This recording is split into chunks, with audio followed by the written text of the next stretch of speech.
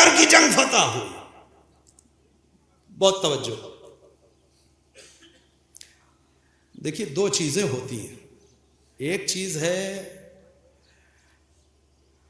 Policy اور ایک چیز ہے اسٹریٹجی. پالیسی کبھی چینج نہیں ہوتی. اسٹریٹجی جو ہے وہ حالات کے تحت بدلی ہی جاتی ہے. اردو میں اس کو شاید کہیں گے پالیسی یعنی سنت طریقہ، اسٹریٹجی یعنی طریقہ کار. ٹھیک ہے؟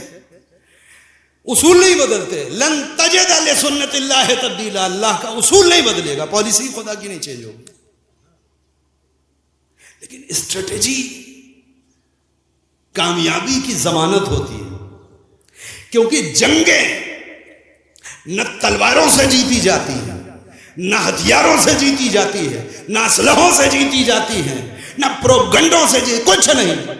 جنگ کوئی بھی کثرت سے نہیں جیتی جاتی کہ کس کی فوج میں کتنی کثرت ہے، کس کے پاس کتنے اسلحے ہیں، کس کے پاس کتنا بارود کا انبار ہے. کچھ نہیں.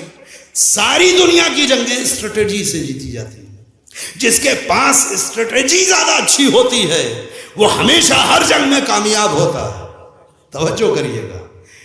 اور اگر ابھی آپ کو یقین نہ رہا ہو تو آپ ذرا سا ماضی کی طرف پلٹ کر کے تاریخ کے اوپر نگاہ ڈالیے. اسلحے دوسروں کے پاس تھے، ہتھیار دوسروں کے پاس تھے، ٹینک دوسروں کے پاس تھے، بڑی فوجیں دوسروں کے پاس تھی. نہیں، IS نام کے جلاد درندہ صفت افراد تیار کر کے ایک فوج کھڑی کرنے والے کوئی اور تھے. ادھر اسٹریٹجی کا مالک ایک قاسم سلیمانی تھا. بچوں کریے گا. نہ اسلحے ایسے، نہ ہتھیار ایسا، نہ توپ اتنی طاقتور، نہ بارود اتنا، نہ پیچھے بیک گراؤنڈ پشت کے پیچھے اتنے لوگ کھڑے، کچھ نہیں. اتنے ملکوں نے مل کر کے اتنا اسلحہ، اتنی بڑی فوج کھڑی کر دی. ادھر اسٹریٹجی کا ایک ماہر آیا، اس نے سارے نقشے کے اوپر پانی پھیر دیا. جنگیں ہمیشہ اسٹریٹجی سے جیتی جاتی ہیں اور ہونا بھی یہی چاہیے تھا. توجہ کریے گا. کیوں؟ اس لیے کہ یہ اس مکتب سے جڑے ہیں جسے کرب و بلا کہتے ہیں. کربلا میں بھی جناب ابوالفضل عباس کی خصوصیتوں میں یہ چیز ہے کہ ماہر جنگ یعنی اسٹریٹجی کے مالک، مطلب سمجھے کم سے کم 30,000 کی فوج سے 72 ساتھیوں کو صبح سے لے کر کے عصر تک لڑانا، یہ اسٹریٹجی ہے، یہ ہنر.